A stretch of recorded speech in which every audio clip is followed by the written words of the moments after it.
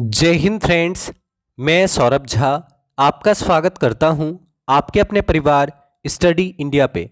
आज हम लोग एसएससी और रेलवे के एग्ज़ाम में बार बार पूछे जाने वाले मॉडर्न हिस्ट्री के मोस्ट इम्पॉर्टेंट सेलेक्टेड 40 प्रश्नों को कवर करने वाले हैं। आप सभी से रिक्वेस्ट करेंगे कि आप लोग क्लास में फटाफट सारे सवालों के आंसर कमेंट कीजिएगा।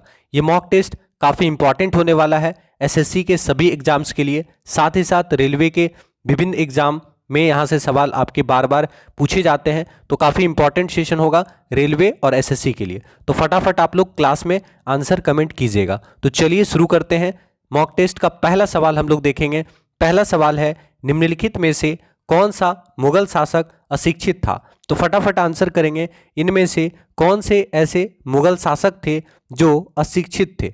Option A Shahjahan, option B Aurangzeb, option C Akbar, option D Jahangir. तो ये क्वेश्चन कितना आसान है और ये क्वेश्चन जो है एसएससी सीजीएल में पूछा गया है। आप देख रहे हैं 10/8/2017 फर्स्ट शिफ्ट में सवाल पूछा गया है सीजीएल में, और इसका आंसर क्या होगा आप सभी जानते हैं, आंसर हो जाएगा ऑप्शन नंबर सी। तो याद रखिएगा सही आंसर क्या होगा, कौन सा मुगल शासक अशिक्षित था? तो आप जानते हैं अकबर। अकबर अशिक्षित थे। अकबर के बारे में थोड़ा सा आप याद रखिएगा, अकबर का जन्म 15 अक्टूबर 1542 ईस्वी को हुआ था। और याद रखिएगा अकबर के द्वारा कुछ प्रमुख युद्ध लड़ा गया था जहां से सवाल पूछता है, जैसे पानीपत का दूसरा लड़ाई। पानीपत का दूसरा लड़ाई 5 नवंबर 1556 ईस्वी को अकबर और हेमू के बीच लड़ा गया था, याद रखिएगा। हल्दी घाटी का युद्ध 18 जून 1576 ईस्वी को मेवाड़ के शासक महाराणा प्रताप और अकबर के बीच में लड़ा गया था, याद रखिएगा। और अकबर का राज्याभिषेक कब हुआ था? तो ये दोनों सवाल इंपॉर्टेंट बनेगा। एक तो जन्म, अकबर का जन्म 15 अक्टूबर 1542 को, अकबर का राज्याभिषेक 14 फरवरी 1556 को। अकबर अशिक्षित थे, तो आपका जो आंसर हो जाएगा ऑप्शन नंबर सी। ठीक है, चलिए अगला सवाल, क्योंकि मॉक टेस्ट है तो आप लोगों को फटाफट आंसर करना है। अगला सवाल, टोडरमल किस मुगल शासक के प्रसिद्ध राजस्व मंत्री थे? तो बहुत इजी क्वेश्चन है। टोडरमल किस मुगल शासक के राजस्व मंत्री थे? देखिए ये क्वेश्चन सीजीएल में आया हुआ है, ठीक है, 8 अगस्त 2017 सेकंड शिफ्ट में। इजी क्वेश्चन है। आप जानते हैं टोडरमल अकबर के राजस्व मंत्री थे, तो सही आंसर क्या हो जाएगा? Option number C. ठीक है, टोडरमल कौन थे? राजस्व मंत्री थे। और ये किसके समय में राजस्व मंत्री थे? तो अकबर के राजस्व मंत्री थे टोडरमल, याद रखिएगा। ठीक है, और टोडरमल के बारे में आप जानते होंगे कि टोडरमल ने 10 साल बंदोबस्त व्यवस्था लागू की थी, याद रखिएगा। टोडरमल ने 10 साल बंदोबस्त व्यवस्था लागू की थी। ठीक है, तो आंसर क्या हो जाएगा? Option number C. अगला सवाल, 1528 ईस्वी में डैश ने चंदेरी के युद्ध में राजपूतों को हराया? एकदम इजी क्वेश्चन है। 1528 ईस्वी में, आप समझ रहे हैं, 1528 ईस्वी में किन्होंने चंदेरी के युद्ध में राजपूतों को हराया? ठीक है, option A Humayun, option B Akbar, option C Jahangir, option D Babur. तो आप सभी का आंसर आ रहा है ऑप्शन नंबर डी, आंसर हो जाएगा बाबर। ठीक है, क्या आंसर होगा? बाबर। आपको पता होगा चंदेरी का युद्ध, चंदेरी का युद्ध कब हुआ था अगर पूछे तो याद रखिएगा चंदेरी का युद्ध कब हुआ था? 1528 में हुआ था। ठीक है, अगर ये सवाल पूछे कि चंदेरी का युद्ध कब हुआ था, तो आप जानते हैं कि चंदेरी का युद्ध 1528 में हुआ था।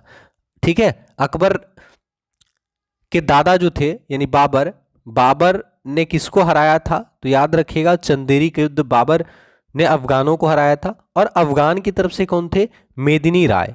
तो ये क्वेश्चन आपको याद रखना है कि चंदेरी का युद्ध 29 जनवरी 1528 ईस्वी को हुआ था, जिसमें बाबर ने मेदिनी राय को हराया था। किसको हराया था? मेदिनी राय को हराया था। ठीक है,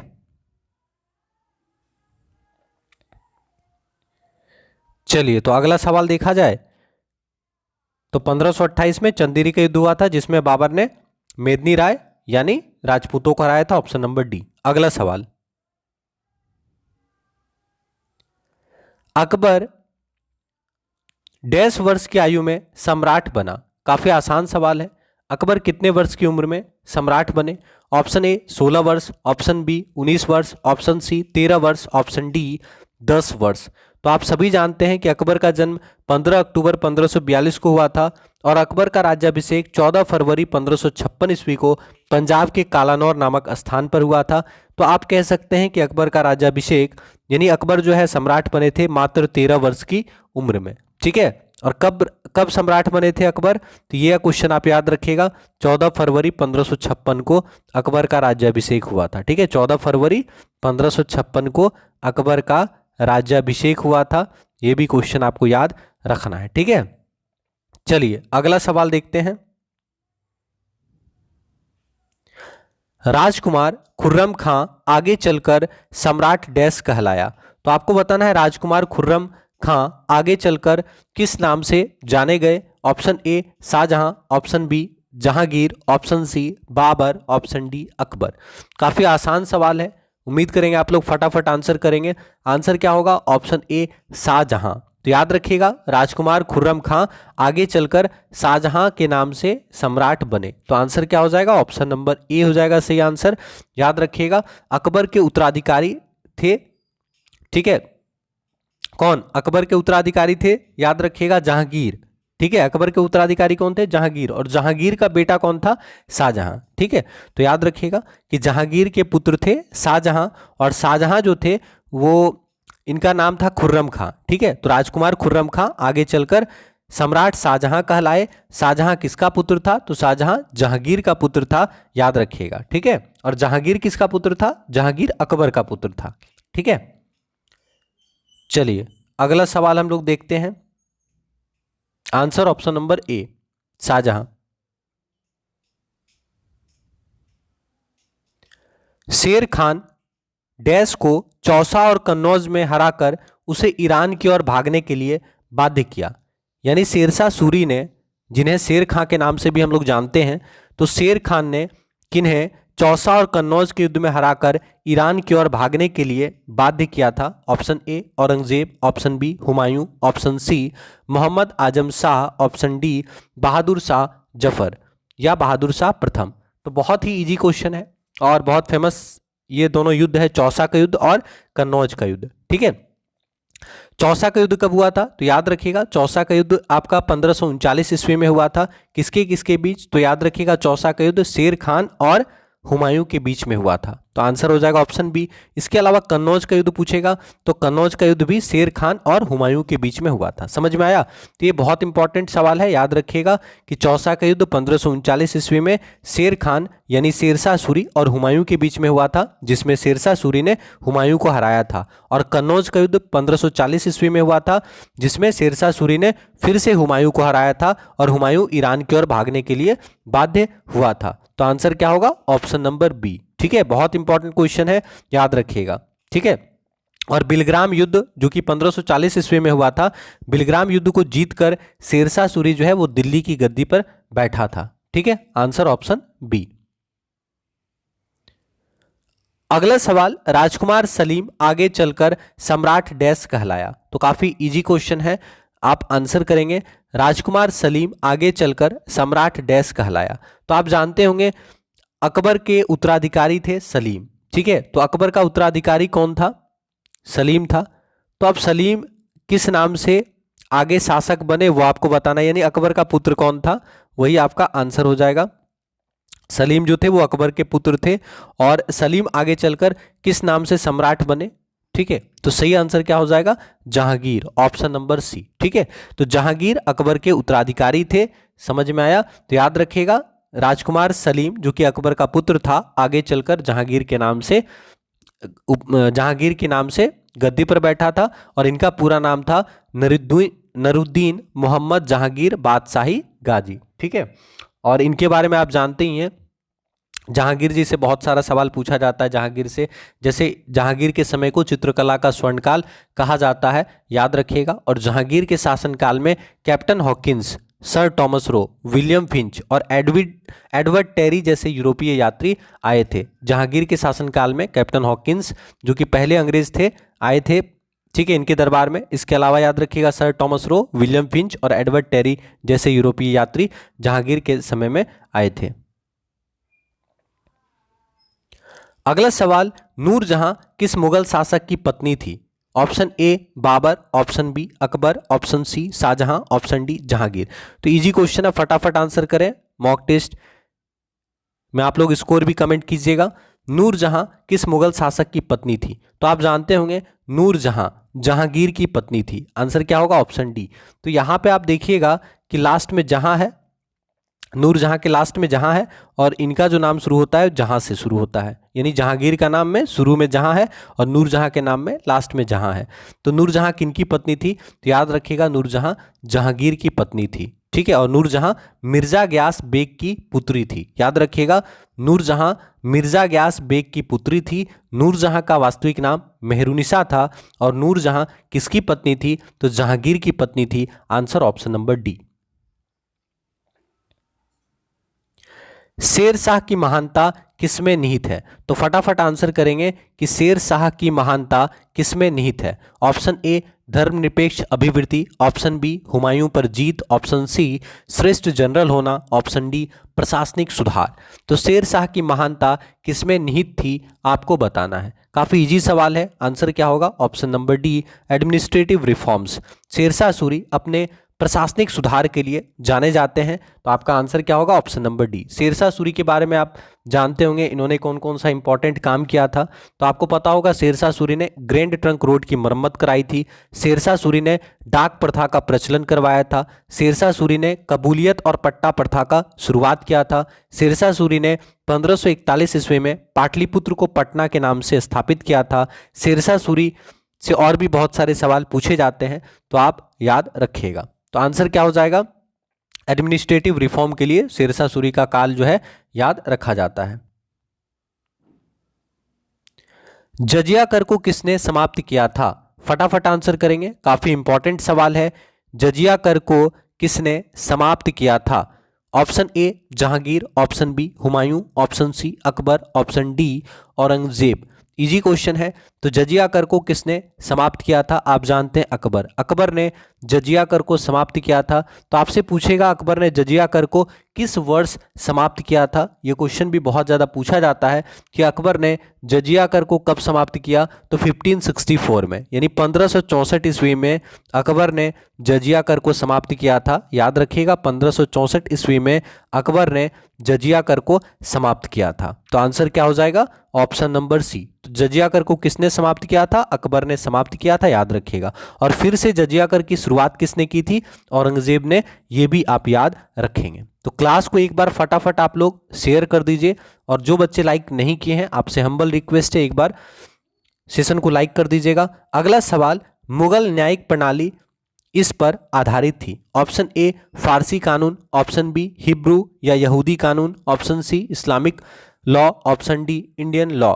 यानी मुगल न्यायिक प्रणाली किस पर आधारित थी आपको बताना है। तो आप जानते होंगे यहां पे आंसर क्या हो जाएगा? ऑप्शन सी हो जाएगा इस्लामिक लॉ। मुगल न्यायिक प्रणाली किस पर आधारित थी? तो इस्लामी कानून पर आधारित था। ऑप्शन नंबर सी सही आंसर होगा। भारत में मनसबदारी प्रथा की शुरुआत किसने की थी? तो आप बताएं। बहुत ही इजी क्वेश्चन है और ये क्वेश्चन भी देखिए सीजीएल में आया हुआ है। तो मनसबदारी प्रथा की शुरुआत किसके द्वारा किया गया था? आपको 4 ऑप्शन दिया गया है, बाबर, हुमायूं, अकबर और जहांगीर। तो आप जानते हैं मनसबदारी प्रथा की शुरुआत किसने की थी? ठीक है, बहुत इजी क्वेश्चन है। तो सही आंसर क्या होगा? Option C Akbar. मनसबदारी प्रथा की शुरुआत किसने की थी? अकबर। आंसर याद रखिएगा, ठीक है। चलिए तो अगला सवाल देखें। अकबर की शासन प्रणाली का बहुत ही इंपॉर्टेंट विशेषता था मनसबदारी प्रथा, याद रखिएगा, ठीक है। अकबर के शासनकाल के दौरान मुगल साम्राज्य का वित्त मंत्री कौन था? Option A Raja Todarmal, option B Mansingh प्रथम, option C Birbal, option D Tansen. तो आंसर करेंगे अकबर के शासनकाल के दौरान मुगल साम्राज्य के वित्त मंत्री कौन थे? ठीक है, बहुत इजी सवाल है। आप सभी जानते हैं राजा टोडरमल। कौन थे वित्त मंत्री? राजा टोडरमल। तो देखिए सीएचएसएल में ये सवाल पूछा गया है, इजी क्वेश्चन है, सारे इजी क्वेश्चन है इसमें। तो आप याद रखिएगा अकबर के शासनकाल के दौरान वित्त मंत्री कौन थे? राजा टोडरमल, ठीक है।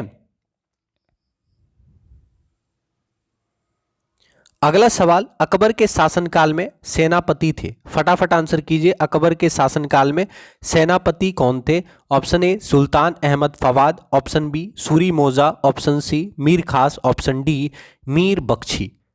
ठीक है, तो फटाफट आंसर करेंगे। तो अकबर के शासनकाल में सेनापति कौन थे? मीर बख्शी। आंसर हो जाएगा ऑप्शन नंबर डी। अकबर के शासनकाल में सेनापति कौन थे? मीर बख्शी। आंसर हो जाएगा ऑप्शन नंबर डी। ठीक है, कम समय में आप लोगों को फटाफट अधिक से अधिक क्वेश्चन कराने का प्रयास करेंगे। अगला सवाल, मुगल सम्राट अकबर का विश्वसनीय सेनापति कौन था? तो आपको बताना अकबर का विश्वसनीय सेनापति कौन था। Option A Raja Todarmal, option B Man Singh प्रथम, option C Birbal, option D Tansen. तो आप जानते हैं अकबर के विश्वसनीय सेनापति कौन थे? काफी इजी सवाल है और आप जानते होंगे मान सिंह। अकबर के सेनापति थे मान सिंह प्रथम। ठीक है, मान सिंह प्रथम जो है ये अकबर के सेनापति थे, याद रखिएगा। ठीक है, आपको पता होगा हल्दी घाटी का युद्ध 18 जून 1576 ईस्वी को मेवाड़ के शासक महाराणा प्रताप और अकबर के बीच में हुआ था और इस युद्ध में अकबर विजयी हुए थे। मुगल सेना का नेतृत्व हल्दी घाटी के युद्ध में मुगल सेना का नेतृत्व मान सिंह ने किया था, याद रखिएगा। तो मान सिंह कौन था? अकबर के सेनापति थे मान सिंह प्रथम। चलिए अगला सवाल, कम से कम समय में अधिक से अधिक सवाल आप लोग करेंगे। हवा महल किसने बनवाया था? तो आंसर करेंगे हवा महल का निर्माण किनके द्वारा करवाया गया था? Option A Guru Ramdas, option B Maharaja Pratap Singh, option C Rabindranath Tagore, option D British सरकार। इजी सवाल है, आप जानते हैं हवा महल का निर्माण किनके द्वारा करवाया गया था? तो याद रखिएगा महाराजा प्रताप सिंह के द्वारा हवा महल का निर्माण करवाया गया था। Answer option number B. चलिए अगला सवाल देखते हैं, लौह स्तंभ कहाँ स्थित है? The iron pillar is located in. तो आपको बताना है आयरन पिलर जिसे लौह स्तंभ कहा जाता है, तो ये आयरन पिलर कहाँ स्थित है? बहुत ही इजी क्वेश्चन है क्योंकि काफी फेमस है लौह स्तंभ। CHSL में ये सवाल पूछा गया है। Option A Qutub Minar complex, option B Humayun का मकबरा, ऑप्शन सी लाल किला भवन समूह, ऑप्शन डी महाबोधि मंदिर भवन समूह। तो आपको बताना है लौह स्तंभ कहाँ स्थित है। तो आप जानते होंगे लौह स्तंभ जो है कुतुब मीनार कॉम्प्लेक्स में स्थित है। तो आपका जो आंसर हो जाएगा ऑप्शन नंबर ए सही आंसर हो जाएगा। तो लौह स्तंभ कहाँ स्थित है? तो याद रखिएगा कुतुब मीनार भवन समूह में, कुतुब मीनार भवन समूह के अंदर स्थित है लौह स्तंभ। ऑप्शन नंबर ए। अगला सवाल, किस मुगल सम्राट के शासनकाल के दौरान भारतीय मुगल चित्रों का उद्गम हुआ? इजी क्वेश्चन है, किस मुगल सम्राट के शासन के दौरान भारतीय मुगल चित्रों का उद्गम हुआ? आपको बताना है। Option A Humayun, option B Akbar, option C Jahangir, option D Shahjahan. तो आप सभी जानते होंगे जहांगीर आपका सही आंसर हो जाएंगे, है ना। तो जहांगीर याद रखिएगा, जहांगीर के शासनकाल के दौरान मुगल चित्रों का उद्गम हुआ था। जहांगीर के समय को चित्रकला का स्वर्णकाल कहा जाता है, याद रखिएगा जहांगीर के समय को चित्रकला का स्वर्णकाल कहा जाता है। ठीक है, तो आंसर क्या हो जाएगा? याद रख लीजिएगा इस सवाल को, ऑप्शन नंबर सी। ठीक है, और जहांगीर के दरबार में कुछ प्रमुख चित्रकार थे जैसे कि आगा रजा, अबुल हसन, मोहम्मद नासिर, मोहम्मद मुराद, उस्ताद मंसूर, ठीक है, फारूक बेग, ये सब जहांगीर के समय के कुछ प्रमुख चित्रकार थे, याद रखिएगा। अगला सवाल, जहांगीर के शासनकाल के निम्नलिखित में से किस चित्रकार को नादिर उल असरा की उपाधि दी गई? तो आपको बताना है किस चित्रकार को नादिर उल असरा की उपाधि दी गई थी। Option A Mansur, option B Manohar, option C Daulat, option D Bishan दास। और ये जहांगीर के शासनकाल के चित्रकार थे, तो आंसर हो जाएगा मंसूर। ठीक है, तो याद रखिएगा उस्ताद मंसूर जहांगीर के समय में चित्रकार थे, जहांगीर के दरबार के प्रमुख चित्रकार थे उस्ताद मंसूर, और उस्ताद मंसूर को नादिर अल असरा की उपाधि दी गई थी। समझ में आया? तो जहांगीर के शासनकाल को चित्रकला का स्वर्णकाल कहा जाता है। जहांगीर के दरबार के कुछ प्रमुख चित्रकार थे आगा रजा, अबुल हसन, मोहम्मद नासिर, उस्ताद मंसूर, फारूक बेग इत्यादि। और यहाँ पे याद रखिएगा उस्ताद मंसूर को नादिर उल असरा की उपाधि दी गई थी। ठीक है, ऑप्शन नंबर ए।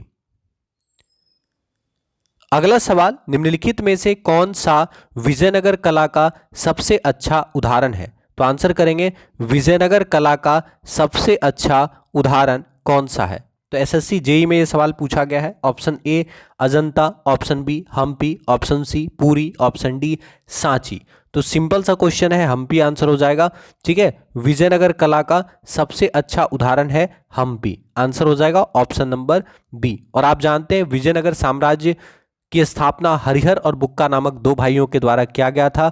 विजयनगर साम्राज्य याद रखिएगा तुंगभद्रा नदी के किनारे कर्नाटक में फला फूला था, याद रखिएगा। ठीक है, तो आंसर क्या हो जाएगा? कर्नाटक में हम्पी शहर में फला फूला था मेनली विजयनगर साम्राज्य। तो विजयनगर कला का सबसे अच्छा उदाहरण है हम्पी कला, आंसर हो जाएगा ऑप्शन नंबर बी। अगला सवाल, आमेर का किला किसने बनवाया था? तो आप आंसर करेंगे आमेर का किला किसने बनवाया। सीपीओ में सवाल पूछा गया है। Option A Akbar, option B Raja Mansingh, option C Uday Singh द्वितीय, ऑप्शन डी महाराणा प्रताप। तो याद रखिएगा आमेर का किला राजा मानसिंह के द्वारा बनाया गया था। राजा मानसिंह ने आमेर का किला बनाया था, याद रखिएगा। और राजा मानसिंह कौन थे? तो अकबर के सेनापति थे राजा मानसिंह। ठीक है, राजा मानसिंह कौन थे? अकबर के सेनापति थे। और आमेर का किला राजा मानसिंह के द्वारा बनवाया गया था। निम्नलिखित में से किसने फतेहपुर सीकरी के पंचमहल का निर्माण करवाया? तो फतेहपुर सीकरी के पंचमहल का निर्माण किसने करवाया था? Option A Akbar, option B Jahangir, option C Shahjahan, option D Aurangzeb. तो आप सभी जानते हैं अकबर ने फतेहपुर सीकरी में पंचमहल का निर्माण करवाया था। आप जानते हैं अकबर ने स्थापत्य के क्षेत्र में भी बहुत सारी महत्वपूर्ण कृतियां, मतलब इनके द्वारा स्थापत्य के क्षेत्र में भी बहुत ज़्यादा योगदान दिया गया था। अकबर ने दिल्ली में हुमायूं का मकबरा का निर्माण करवाया। अकबर ने आगरा में लाल किला का निर्माण करवाया। अकबर ने फतेहपुर सीकरी में शीश महल और फतेहपुर सीकरी में दीवाने खास का निर्माण करवाया। इसके अलावा अकबर ने फतेहपुर सीकरी में पंचमहल का निर्माण करवाया। फतेहपुर सीकरी में बुलंद दरवाज़ा का निर्माण भी अकबर के समय में किया गया था। तो याद रखिएगा कि दिल्ली में हुमायूं का मकबरा, आगरा का लाल किला, फतेहपुर सीकरी में शाही महल, फतेहपुर सीकरी में दीवाने खास, फतेहपुर सीकरी का पंचमहल, फतेहपुर सीकरी का बुलंद दरवाजा अकबर के द्वारा बनवाया गया था। तो आंसर हो जाएगा ऑप्शन नंबर ए। क्लास को एक बार फटाफट आप लोग लाइक और शेयर कर दीजिएगा।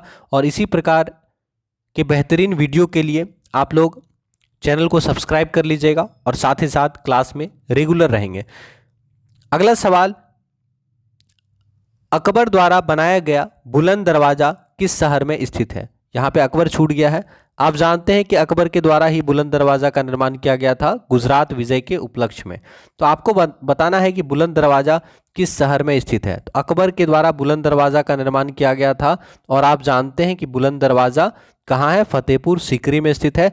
तो आंसर हो जाएगा ऑप्शन नंबर डी। तो गुजरात विजय के उपलक्ष्य में अकबर ने, याद रखिएगा, कि बुलंद दरवाजा का निर्माण करवाया था। ठीक है, और कहाँ पे है बुलंद दरवाजा? तो फतेहपुर सीकरी में। चलिए अगला सवाल देखते हैं। बुलंद दरवाजा का निर्माण अकबर ने 1602 ईस्वी में किया था, यह भी आप याद रखिएगा। आंसर हो जाएगा ऑप्शन सी। ठीक है, फतेहपुर सीकरी में किया था ना। तो अकबर ने बुलंद दरवाजा का निर्माण कब किया था? 1602 में। कहां पर? तो फतेहपुर सीकरी में। तो आंसर की ऑप्शन के हिसाब से हो जाएगा ऑप्शन नंबर सी नंबर हो जाएगा। ठीक है,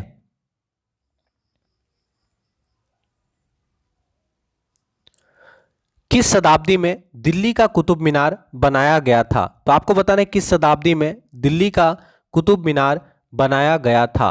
तो इजी सवाल है, आप लोग फटाफट आंसर करने का प्रयास करें।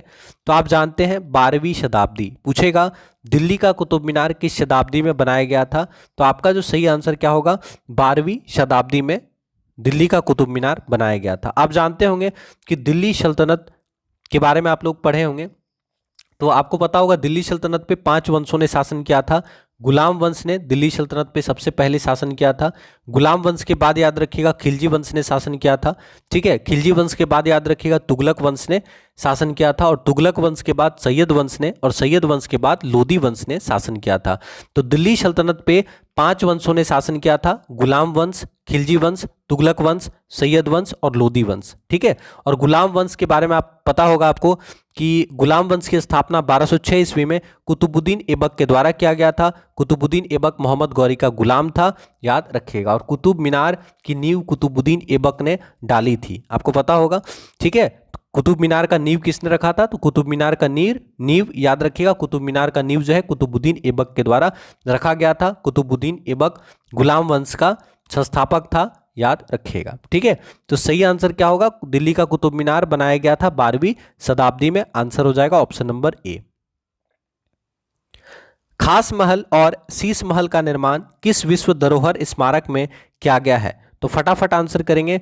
खास महल और शीश महल का निर्माण किस विश्व धरोहर स्मारक में किया गया है? ऑप्शन ए हुमायूं का मकबरा, ऑप्शन बी महाबोधि मंदिर परिसर, option C Qutub Minar, option D Agra का किला। तो आपका जो सही आंसर हो जाएगा, खास महल और शीश महल का निर्माण आगरा का किला में किया गया है और आगरा का किला जो है विश्व धरोहर स्मारक में शामिल है। तो आपका आंसर हो जाएगा ऑप्शन नंबर डी।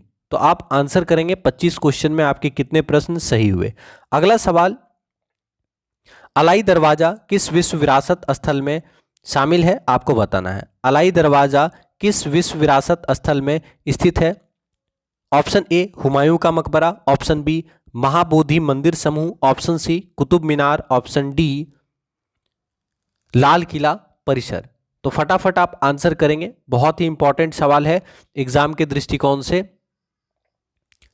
ठीक है, अलाई दरवाजा के बारे में आप याद रखिएगा कि अलाई दरवाजा को इस्लामी वास्तुकला का रत्न कहा जाता है।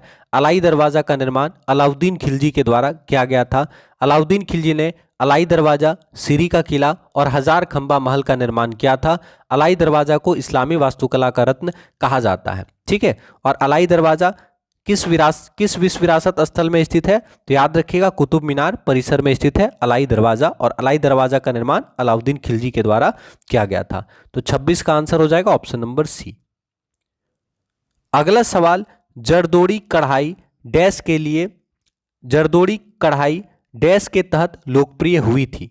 तो आंसर करेंगे option A Akbar, option B Chandragupta Maurya, option C Aurangzeb, option D Ashoka. तो सही आंसर क्या होगा? जरदोजी कढ़ाई अकबर के द्वारा प्रसिद्ध किया गया था, यानी अकबर का काफी योगदान था। जरदोजी कढ़ाई अकबर के शासनकाल में प्रसिद्ध हुआ था। आंसर हो जाएगा ऑप्शन नंबर ए। अगला जो सवाल है, जोधपुर के किले का निर्माण किसने किया था? फटाफट आंसर करेंगे। जोधपुर किले का निर्माण किसने किया था? Option A Guru Ramdas, option B Shahjahan, option C Rao Jodhaji, option D Mahatma Gandhi. तो जोधपुर किले का निर्माण किसने किया था? राव जोधाजी ने। आंसर क्या होगा? ऑप्शन नंबर सी, जोधपुर किले का निर्माण राव जोधाजी। तो क्लास को एक बार फटाफट आप लोग लाइक कर दीजिएगा। अगला सवाल, इबादत खाना जो एक बैठक थी को किस मुगल सम्राट द्वारा निर्मित किया गया था? तो इबादत खाना का निर्माण किसने किया था आपको बताना है। तो बहुत ही इंपॉर्टेंट क्वेश्चन एग्जाम के दृष्टिकोण से है। आप सभी जानते हैं इबादत खाना की स्थापना किसने की थी? तो अकबर के द्वारा इबादत खाना का स्थापना किया गया था। और इबादत खाना की स्थापना अकबर ने कब की थी? तो 1575 ईस्वी में अकबर ने इबादत खाना की स्थापना की थी। तो याद रखिएगा 1575 ईस्वी में अकबर ने इबादत खाना की स्थापना की थी। Answer option number C. अगला सवाल, मयूर सिंहासन एक प्रसिद्ध रत्नोजड़ित सिंहासन था जिस पर भारत के किन सम्राटों की हुकूमत थी? Option A Maurya, option B Gupta, option C Mughal, option D Maratha. तो मयूर सिंहासन आप जानते हैं, जो कि मयूर सिंहासन एक प्रसिद्ध रत्न जड़ित सिंहासन था और इस पर किस मुगल किस सम्राट की हुकूमत थी? तो आप जानते हैं मुगल सम्राट की हुकूमत थी। तो आंसर क्या हो जाएगा? मुगल हो जाएगा, ऑप्शन नंबर सी। ठीक है, तो ये आप याद रखिएगा। और मयूर सिंहासन का निर्माण किसने किया था? तो याद रखिएगा कि मयूर सिंहासन का निर्माण शाहजहां ने करवाया था। ठीक है, मयूर सिंहासन का निर्माण किसने करवाया था? शाहजहां ने करवाया था, याद रखिएगा। ठीक है, किस विश्व विरासत स्थल को यमुना नदी के दाहिने किनारे पर बनाया गया है? किस विश्व विरासत स्थल को यमुना नदी के दाहिने किनारे पर बनाया गया है आपको बताना है। Option A Taj Mahal, option B Hawa Mahal, option C Humayun का मकबरा, ऑप्शन डी महाबोधि मंदिर परिसर। तो आप सभी जानते हैं ताजमहल, है ना। ताजमहल जो कि विश्व विरासत स्थल है, ताजमहल को यमुना नदी के दाहिने किनारे पर बनाया गया है। तो आंसर क्या हो जाएगा, ऑप्शन नंबर ए जो है आपका सही आंसर होगा। ताजमहल का याद रखिएगा, ताजमहल का रूपरेखा उस्ताद इंसा खां के द्वारा तैयार किया गया था। ताजमहल का रूपरेखा उस्ताद इंसा खां के द्वारा तैयार किया गया था और ताजमहल का निर्माण करने वाला मुख्य स्थापत्य कलाकार का नाम क्या था, उस्ताद अहमद लाहौरी। और ताजमहल का निर्माण शाहजहां के द्वारा करवाया गया था, याद रखिएगा, ठीक है। और शाहजहां के शासनकाल को स्थापत्य कला का स्वर्णकाल कहा जाता है। आंसर ऑप्शन नंबर ए। अगला सवाल, जामा मस्जिद इन विश्व धरोहर स्थलों में किसमें स्थित है। तो आपको बताना है जामा मस्जिद इनमें से किस विश्व धरोहर स्थल में स्थित है, आपको बताना है, ठीक है। तो बहुत ही इजी क्वेश्चन है, तो सही आंसर आपको बताना है। ऑप्शन 4 दिया गया है, सही आंसर हो जाएगा फतेहपुर सीकरी, है ना। क्या होगा आंसर, फतेहपुर सीकरी। ऑप्शन के हिसाब से आपको आंसर करना है यहाँ पे। तो फतेहपुर सीकरी, फतेहपुर सीकरी में, फतेहपुर सीकरी के जामा मस्जिद का निर्माण पूछ सकता है एग्जाम में कि फतेहपुर सीकरी के जामा मस्जिद का निर्माण किसने किया था, ठीक है, इस तरह का सवाल। तो फतेहपुर सीकरी में जो जामा मस्जिद है उसका निर्माण किसने किया था, अकबर ने किया था। और ऐसे आपको पता है दिल्ली में जो जामा मस्जिद है उसके बारे में अगर पूछेगा, दिल्ली का जामा मस्जिद, तो आप याद रखिएगा शाहजहां ने दिल्ली के जामा मस्जिद का निर्माण किया था, ठीक है। तो जामा मस्जिद इन विश्व धरोहर स्थलों में से किसमें स्थित है, तो आंसर हो जाएगा फतेहपुर सीकरी। ऑप्शन के हिसाब से आंसर होगा ऑप्शन नंबर ए, ठीक है। और बाकी आप शाहजहां के बारे में जानते हैं कि शाहजहां ने दिल्ली का लाल किला बनवाया, शाहजहां ने दीवाने आम, दीवाने खास का निर्माण करवाया, शाहजहां ने दिल्ली में जामा मस्जिद का निर्माण करवाया, शाहजहां ने आगरा में मोती मस्जिद का निर्माण करवाया, शाहजहां ने ताजमहल और लाहौर किला का निर्माण करवाया था। Answer option A. किस विश्व विरासत स्मारक को मुगल वंश के कब्रिस्तान के रूप में लोकप्रियता प्राप्त हुई, यानी कौन सा स्मारक है जिसे मुगल वंश के कब्रिस्तान के रूप में जाना जाता है, मुगल वंश का कब्रिस्तान कहा जाता है। ऑप्शन ए हुमायूं का मकबरा, ऑप्शन बी महाबोधि मंदिर समूह, option C Qutub Minar, option D Lal Qila परिसर। तो ऑप्शन देख के ही आप आंसर कर सकते हैं कि हुमायूं का मकबरा को मुगल वंश के कब्रिस्तान के रूप में लोकप्रियता मिला है। तो याद रखिएगा हुमायूं का मकबरा को मुगल वंश का कब्रिस्तान कहा जाता है। हुमायूं का मकबरा याद रखिएगा दिल्ली में स्थित है और हुमायूं का मकबरा अकबर के द्वारा बनवाया गया था, यानी अकबर के शासनकाल में दिल्ली में हुमायूं का मकबरा बनवाया गया था क्योंकि अकबर के पिता थे हुमायूं, याद रखिएगा। किस विश्व विरासत स्थल में इल्तुतमिश की कब्र है, तो आपको बताना है इल्तुतमिश का जो कब्र है वो कहाँ पे है, आपको बताना है, ठीक है। इल्तुतमिश का जो कब्र है किस विश्व विरासत स्थल में है। ऑप्शन ए हुमायूं का मकबरा, ऑप्शन बी महाबोधि मंदिर समूह, option C Qutub Minar, option D Lal Qila परिसर। तो सही आंसर हो जाएगा कुतुब मीनार परिसर। तो इल्तुतमिश की कब्र कहाँ पर स्थित है, किस विश्व विरासत स्थल में स्थित है, तो कुतुब मीनार में, याद रखना है, ठीक है। तो आंसर क्या हो जाएगा ऑप्शन नंबर सी। इल्तुतमिश के बारे में आप जानते ही होंगे, इल्तुतमिश जो थे गुलाम वंश के शासक थे, इल्तुतमिश गुलाम वंश के शासक थे और कुतुबुद्दीन ऐबक के गुलाम थे इल्तुतमिश, याद रखिएगा कुतुबुद्दीन ऐबक के गुलाम थे इल्तुतमिश, याद रखना है आपको, एग्जाम में सवाल बार बार पूछा जाता है, ठीक है। चलिए आंसर हो जाएगा ऑप्शन नंबर सी। प्रसिद्ध हवा महल राजस्थान के किस शहर में स्थित है, तो हवा महल राजस्थान के किस शहर में स्थित है। Option A Ajmer, option B Jodhpur, option C Jaipur, option D Kota. तो आप जानते हैं हवा महल राजस्थान के जयपुर में स्थित है। आंसर हो जाएगा ऑप्शन नंबर सी, हवा महल राजस्थान के जयपुर शहर में स्थित है। सेशन को एक बार फटाफट शेयर कर दीजिएगा और क्लास में आप लोग रेगुलर रहेंगे। अगला सवाल, मोती मस्जिद इन विश्व धरोहर स्थलों में से कहाँ स्थित है, तो मोती मस्जिद इन विश्व धरोहर स्थलों में से कहाँ स्थित है। ऑप्शन ए हुमायूं का मकबरा, ऑप्शन बी महाबोधि मंदिर परिसर, option C Qutub Minar, option D Lal Qila परिसर। तो आपका सही आंसर होगा मोती मस्जिद लाल किला परिसर में स्थित है। आंसर हो जाएगा option number D. Moti Masjid कहाँ स्थित है, तो लाल किला परिसर में स्थित है मोती मस्जिद, ये आपको याद रखना है, ठीक है। अगला सवाल, लाल किला, दिल्ली का जो लाल किला है किनके द्वारा बनवाया गया था आपको बताना है। तो काफी इजी सवाल है, हम लोग डिस्कस भी कर चुके हैं। तो आंसर करेंगे दिल्ली का लाल किला किसके द्वारा बनवाया गया था। Option A Babur, option B British, option C Shahjahan, option D Aurangzeb. तो दिल्ली का लाल किला आप जानते हैं शाहजहां के द्वारा बनवाया गया था। आंसर हो जाएगा ऑप्शन नंबर सी। शाहजहां के शासनकाल को मुगल स्थापत्य कला का स्वर्णकाल कहा जाता है।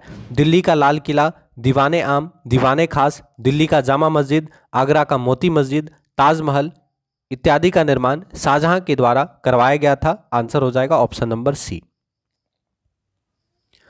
ताजमहल को संगमरमर का स्वप्न, ठीक है, ताजमहल को संगमरमर में स्वप्न या संगमरमर का स्वप्न कहा जाता है। किस स्मारक को पत्थर में स्वप्न कहा जाता है। ध्यान दीजिएगा, पूछा है ताजमहल को संगमरमर में स्वप्न कहा जाता है। ताजमहल को संगमरमर में स्वप्न, यहाँ पे 9 हो जाएगा, ठीक है, यानी ए ड्रीम इन मार्बल कहा जाता है। संगमरमर को ए ड्रीम इन मार्बल कहा जाता है। तो किस स्मारक को पत्थर में स्वप्न कहा जाता है, ये आपको बताना है। पत्थर में स्वप्न किसको कहा जाता है। ताजमहल को याद रखना है कि ड्रीम इन मार्बल कहा जाता है। पत्थर में स्वप्न किस स्मारक को कहा जाता है, तो आप याद रखिएगा यहाँ से पंचमहल। पंचमहल को पत्थर में स्वप्न कहा जाता है, जबकि ताजमहल को मार्बल में स्वप्न यानी संगमरमर में स्वप्न कहा जाता है। Answer option B. सारा देखिए प्रीवियस ईयर का सवाल है। अगला सवाल, भारतीय उपमहाद्वीपीय में पहला उद्यान मकबरा कौन सा था। भारतीय उपमहाद्वीप में पहला उद्यान मकबरा कौन सा था। ऑप्शन ए जहांगीर का मकबरा, ऑप्शन बी हुमायूं का मकबरा, option C Taj Mahal, option D Mohammad Iqbal का मकबरा। तो आप याद रखिएगा भारतीय उपमहाद्वीप में पहला उद्यान मकबरा कौन सा था, तो हुमायूं का मकबरा, ठीक है। भारतीय उपमहाद्वीप में या भारतीय महाद्वीप में पहला उद्यान मकबरा कौन सा था, तो हुमायूं का मकबरा आपका आंसर होगा ऑप्शन बी। चलिए, तो सेशन को फटाफट शेयर कीजिएगा। अगला सवाल, भारतीय वास्तुशिल्प में सुर्खी किसने शुरू की थी, ठीक है। और इसी प्रकार के बेहतरीन सेशन के लिए आप लोग चैनल को सब्सक्राइब कर लीजिएगा। तो भारतीय वास्तुशिल्प में सुरुथी की शुरुआत किसने की थी। ऑप्शन ए गुप्त वंश ने, ऑप्शन बी सल्तनत सुल्तान ने, ऑप्शन सी मुगल शासकों ने, ऑप्शन डी कुषाण शासकों ने। तो सही आंसर क्या होगा, सल्तनत सुल्तान ने, ठीक है, यानी दिल्ली सल्तनत के जो सुल्तान थे उनके द्वारा वास्तुशिल्प का एक जो कला है यानी वास्तुशिल्प का एक जो तरीका है सुर्खी का शुरुआत किया गया था सल्तनत सुल्तानों के द्वारा। तो आंसर हो जाएगा ऑप्शन नंबर बी, ठीक है। तो आप लोग फटाफट कमेंट कर दीजिएगा क्लास खत्म होने के बाद कि आज 40 प्रश्न जो हम लोगों ने देखे इसमें आपने कितने प्रश्न सही किए। ये सारे प्रश्न प्रीवियस ईयर के सवाल थे जो बार बार एसएससी के एग्जाम में पूछे गए हैं। तो आप लोग कमेंट कर दीजिएगा कि आपका स्कोर कितना हुआ। और इसी प्रकार के बेहतरीन वीडियो के लिए चैनल को सब्सक्राइब कीजिएगा और क्लास में रेगुलर रहेंगे। तो मिलते हैं आपसे नेक्स्ट सेशन में। जय हिंद, जय भारत, धन्यवाद।